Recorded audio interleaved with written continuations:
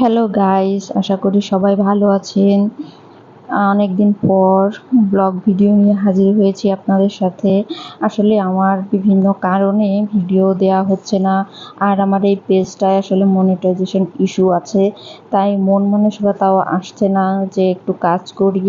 তাই আসলে রেগুলার আমি ভিডিও দেই না বা দিতে ইচ্ছা করে না, কারণ একটা ভিডিও মেক করতে কিন্তু অনেকটা কষ্ট হয়।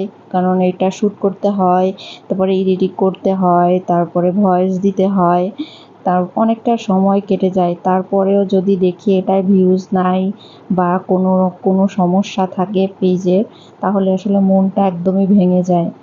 যার কারণে আসলে অনেকদিন যাবৎ ভিডিও কন্টিনিউ করা হচ্ছে না। তাই অনেকদিন পর দিচ্ছি, আর ভাবছি যে এটা একদম কাজ করা ছেড়ে দেব, কিন্তু এতটা শখের আমার পেজটাকে এইভাবে আমি ছেড়ে দিতে পারি, তাই মনটাও খুব কান্না করে। তাই ভাবছি যে এখন রেগুলার মেনটেন করে আমি এটায় ভিডিও দিব। আর আপনারা যদি পছন্দ করেন তাহলে তো আরও অনেক ভালো হয়। তাই চেষ্টা করব প্রতিদিন একটা করে ভিডিও দিতে। আর আপনারা পাশে থাকবেন, আমাকে সাপোর্ট করবেন, এবং আমার ভিডিও ভালো লাগলে একটা লাইক কমেন্ট শেয়ার করে দিবেন। এই তো প্রথম সকালে আমি বিছানা ঝেড়ে মুছে একদম পরিষ্কার করে নিলাম। এরপরে আমি এর আগে কিন্তু অনেক হয়ে গিয়েছে, আমি স্নান টান করে নিয়েছিলাম, এবং এখন হচ্ছে আমি ঘর দুয়ার ঝাড়ছি।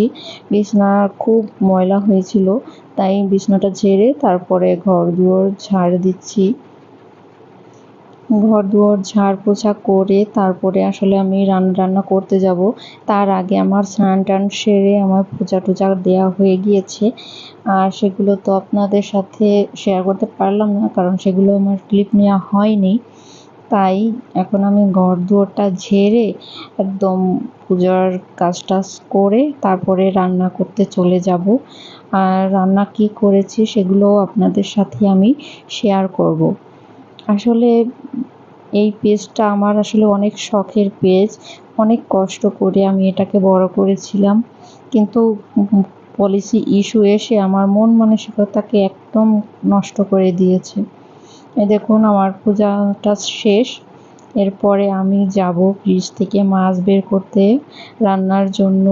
কি মাছ বের করব আসলে সেটা চিন্তা ভাবনা করতে হয়, কারণ সবজির সাথে ম্যাচিং করেই আসলে মাছটা বের করতে হয়।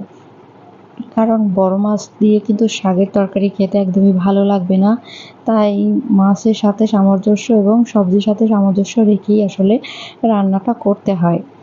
তাই আমি চিন্তা ভাবনা করতে করতে 2 মিনিট কেটে গেল।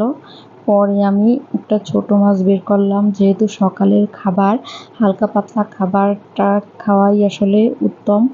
এরপরে আমি হচ্ছে কচুলতি বেছে রেখে দিয়েছিলাম, এবং ঢেঁড়স, আমার মেয়ে সকালে ঢেঁড়স সিদ্ধ খায়, যার কারণে আমি ঢেঁড়সটা নিয়ে নিলাম।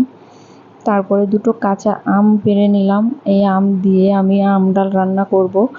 আর এই গরমের মধ্যে এই আম ডালটা আসলে শরীরকে ঠান্ডা রাখে, যার কারণে আমি আম দুটো গাছ থেকে পেড়ে নিয়ে এসেছি। আর এই আম ডাল খেলে শরীরটা অনেক সতেজ থাকে, আর এই গরমেতে টক জাতীয় খাবার মানে এগুলো শরীরে খুব ভালো হয়। তাই আর কি আমি ডালগুলোকে ধুয়ে ডালটা আমি করে নিলাম। তারপরে আমি ডালটা ধুয়ে তারপরে এটা ভেজে তারপরে চুলায় দিয়ে দেব। এদিকে আমার ভাত রান্নাটা হয়ে গিয়েছে। এটা যেহেতু মাটির চুলায় রান্না করেছি, তাই আমি ভাতটা হাঁড়িতেই দিয়ে দিয়েছি। এই দেখুন আমার দুটো চুলো, একটা আমি ভাত রান্না হয়ে গিয়েছে ওই পাশেরটায়, আর এই পাশে আমি ডাল দিয়েছিলাম। যেহেতু ডাল হতে দেরি হয় তাই অনেকটা দেরি হয়ে গিয়েছে। এরপরে আমি হচ্ছে কলার তরকারি রান্না করেছি, আর এই তো ডালটা প্রায় শেষ হয়ে গিয়েছে। আমি এটা একদম নামিয়ে দিব। আর মাছ দিয়ে আমি আমগুলো দিয়ে দিয়েছিলাম। আমগুলো দেখেন কত সুন্দর সিদ্ধ হয়ে গিয়েছে। এবার আমি মাছটা ভেজে সবগুলো আমার রান্নাটা কমপ্লিট হয়ে গিয়েছে।